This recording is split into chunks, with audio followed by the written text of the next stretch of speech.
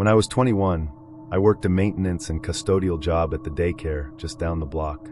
My responsibilities included taking out the trash, moving and setting up furniture for special events, doing preventative maintenance, keeping supplies organized, cleaning and maintaining the facility, taking care of equipment, and overall making sure the place stayed safe, which also meant reporting any suspicious activity that could point to child abuse or mistreatment. Some days I'd even be the one opening and closing the building. It was a pretty demanding gig since it was mostly just me and one older guy who was basically my boss. Most of the time I'd be the one locking up because he'd head home earlier. The daycare was on the grounds of a Catholic school and church, though I'm pretty sure it was open to families of any religion. The older worker, let's just call him B, was leaving early that day. It must have been a Friday because he always left early on Fridays. He told me the tasks I needed to finish before cleaning up. Start with the regular classroom cleanup, then pack up the rest of the Thanksgiving decorations from the classrooms, put them back in the crates, and take them down to the basement. After that, start bringing the Christmas crates upstairs. Those crates held decorations that would go up all over the building, from the lobby to the hallways to the classrooms. The childcare staff would handle the actual decorating, but it was my job to clean everything up and move the crates up and down the stairs. Since it was now after Thanksgiving, it was time to get the Christmas stuff ready. All the kids and staff were gone by then. It was dark outside, somewhere between 6 o'clock and 7 o'clock. I was the only one left in the building, so I locked all the doors while I kept working. I went down to the basement, which was mostly used for storage. Since it was cold out and outdoor play season was over, all the outdoor toys that usually sat in the courtyard were down there. Plastic slides, those little foot-powered toy cars kids push around with their feet, stuff like that.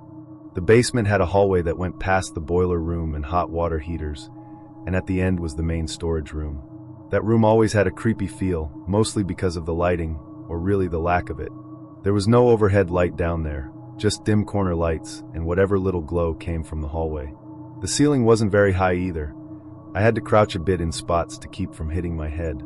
It felt like a mix between a basement and a crawl space.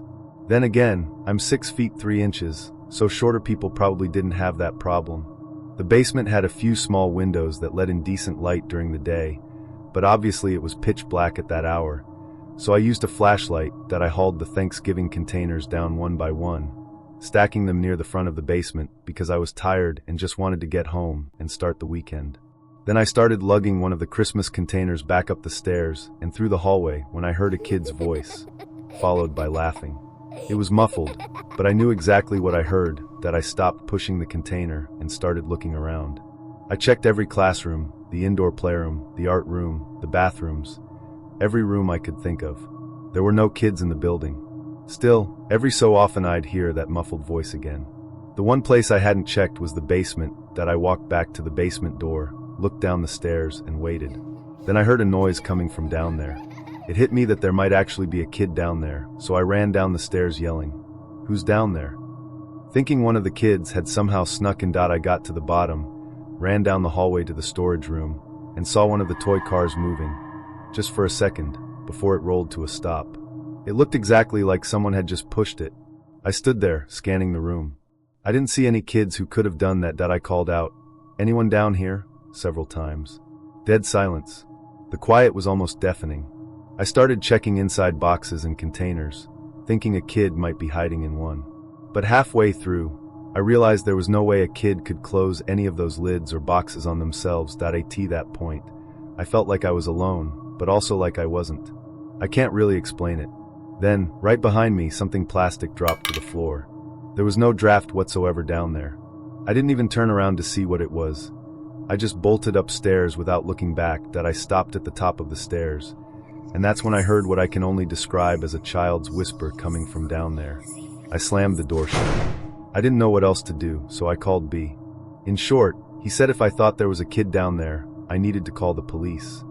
The scary part is, I didn't actually think there was a kid down there, but I still called 911. I just couldn't leave without making sure. And I was right, there were no kids down there.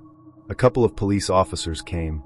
We went through the basement together, and there was nothing but boxes and containers full of supplies and decorations. I couldn't even find anything on the floor that could have made that plastic dropping sound. Since there was nowhere else to hide down there, and no one had reported a missing kid, the The cops couldn't do anything except leave. I could tell they thought I'd wasted their time, but I was too shaken up to feel embarrassed about the call that I quit right before Christmas, before I ever had to go back down into that basement again.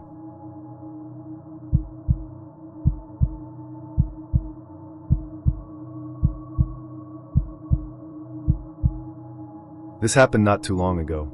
I live alone in my apartment. First off, I want to get this out of the way. I don't take any medication, and I've never been diagnosed with anything that would mess with my awareness or make me hallucinate. This was a one-time thing I can't explain, and I really hope it stays a one-time thing that I'd had a long day at work. I'm a construction worker in the city, and I hit the gym 4 or 5 days a week on top of that.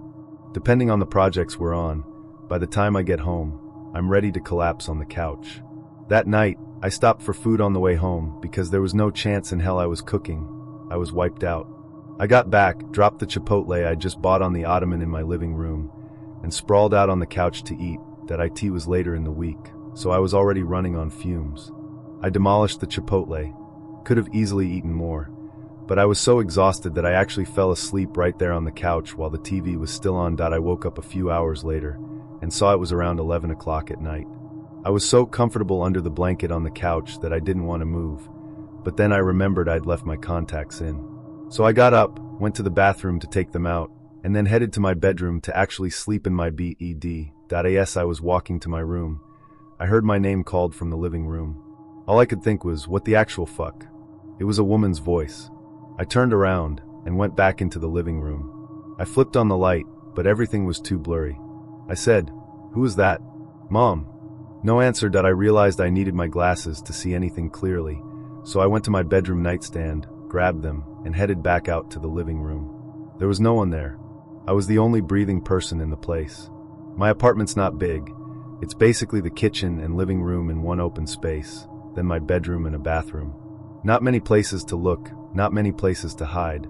But there also shouldn't have been anyone in my apartment. That I called my mom just to double check she wasn't there. I apparently woke her up with the call, so that settled that. I figured it was just a brain fart moment. Clearly no one was here, so I went to bed. That IT wasn't as easy to fall asleep this time though. All I could think about was how I'd just heard a voice say my name.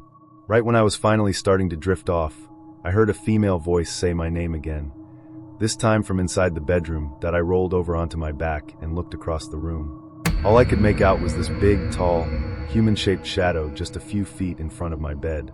I could see long hair like a woman's, and I could barely make out what looked like distorted facial features. I let out this gut-wrenching scream as I fumbled for the light switch or my glasses. I knocked over the lamp in the process, finally hit the switch, and turned it on. There was nothing at the end of my bed. That I put on my glasses and searched every inch of the room, under the bed, in the closets, behind the dresser. Then I checked the rest of the apartment. I can say for a fact there was no one else in there, but me. That I felt like I was losing my mind. The only way I got any sleep that night in that apartment was by convincing myself I'd hallucinated the whole thing. Lack of sleep, overworking, whatever. When I tell people about it now, I downplay it and just say, yeah, I hallucinated this one time. I don't go into the details about how real it felt, because then some people get skeptical or assume I was on drugs. That IT was, without question, the scariest, most surreal moment of my life, hallucination or not.